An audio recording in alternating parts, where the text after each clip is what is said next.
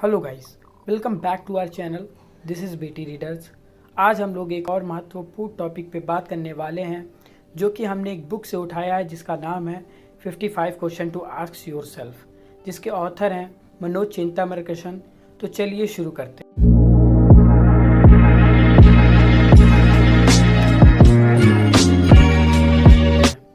आप अपने जीवन में हर एक क्षेत्र, करियर फील्ड में परफेक्ट हैं, लेकिन अगर आप अपने मन से हार गए और आपकी आत्म छवि, सेल्फ इमेज आपकी नज़रों में अच्छी नहीं है, तो आप किसी भी फील्ड में कुछ भी नहीं कर सकते हैं।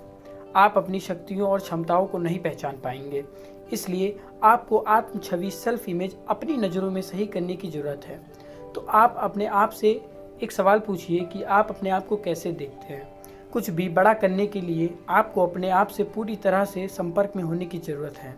कई लोग कई सारे सेमिनार्स अटेंड करते हैं, कई लोग कई सारी किताबें पढ़ते हैं, लेकिन फिर भी उनके पास ज्ञान की कमी होती है। ऐसा इसलिए क्योंकि उन्होंने अपनी आत्म छवि, सेल्फ इमेज अपने लक्ष्य अनुसार नहीं बदली, जो उन्हें लक्ष्य को पूरा करने में हेल्प नहीं करती है। ये लोग साल दर साल इधर उधर भटकते रहते हैं।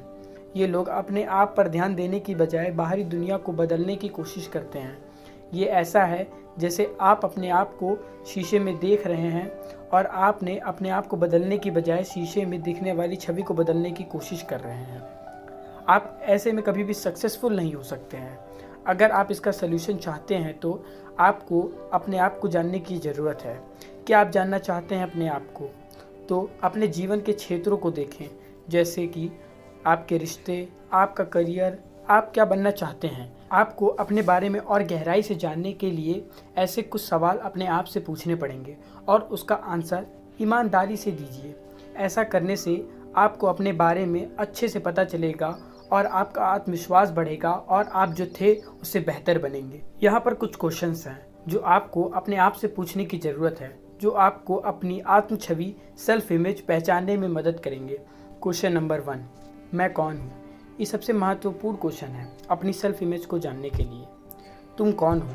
वो क्या चीज़ है जो तुमको परिभाषित करती है, जो तुमको डिफाइन करती है? अगर आज आपकी मौत हो जाए तो आपकी कब्र के ऊपर आपके बारे में क्या लिखा जाएगा? अगर आपको मौका मिले अपनी कब्र के ऊपर अपने बारे में लिखने के लिए, तो आप क्या लिखेंगे? जब इसके उत्तर देने की बात आती है तो इसके बहुत कठिन नियम नहीं है। आपको अपने 7 जनरेशन की हिस्ट्री को खोद डालना है और उनके हिस्ट्री के बिंदु बिंदु से अपने आप को परिभाषित, डिफाइन करने की कोशिश करिए। एलेक्स हेजले ने वास्तव में अपने आप को परिभाषित करने के लिए अपनी 7 जनरेशन की हिस्ट्री को खोद डाला और उन्हें जो उत्तर मिले वो सक्षम थे। हालांकि ये काफ़ी ज़्यादा कठिन है, लेकिन अगर आप लोगों ने अपने परिवार का 3 से 4 जनरेशन के बारे में भी पता कर लिया तो आपको आपका उत्तर मिल जाएगा। और एक बार आपने अपने आप को परिभाषित कर दिया, अपने आप को समझ लिया, तो आपको अपने बारे में आने वाले हर सवाल का आंसर अपने आप मिल जाएगा। Question number 2, how do I view myself? मैं खुद को कैसे देखता हूँ, निगेटिव या पॉजिटिव? आपने अपने आप की एक छवि पहले से बना रखी होगी, चाहे वो निगेटिव हो या पॉजिटिव, लेकिन बना जरूर रखी होगी। इसका उत्तर देना बहुत आसान है। आप अपने आप के बारे में 3 साल, 2 साल या फिर 1 साल पीछे सोचें और देखें क्या आपने उन लक्ष्यों को प्राप्त कर लिया है जो आपने अपने आप के लिए निर्धारित किए हुए थे। ये लक्ष्य केवल और केवल पढ़ाई तक की सीमित नहीं है, ये हर चीज़ के लिए है, जैसे कि वेट लॉस करना, वेट गेन करना, किसी भी गेम में सफलता पाना। अगर आपने उन लक्ष्यों को प्राप्त कर लिया होगा जो कि आपने अपने आप से निर्धारित किए हुए थे, तो आपकी छवि आपकी नज़रों में पॉजिटिव होगी, और अगर नहीं किए होंगे तो आपकी छवि आपकी नज़रों में नेगेटिव होगी।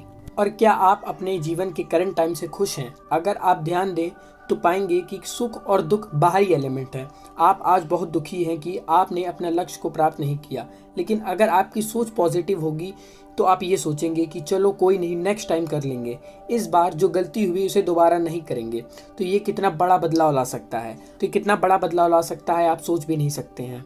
तो आप अपने जीवन के बारे में पॉजिटिव सोचें। अगर आप पॉजिटिव सोचते हैं तो पॉजिटिव ही होगा। तो चलिए इस वीडियो को यहीं पे समाप्त करते हैं। अगर आप हमारे चैनल पर नए हैं तो इस वीडियो को लाइक कीजिए, चैनल को सब्सक्राइब कीजिए और इस वीडियो को शेयर कीजिए। Thank you so much.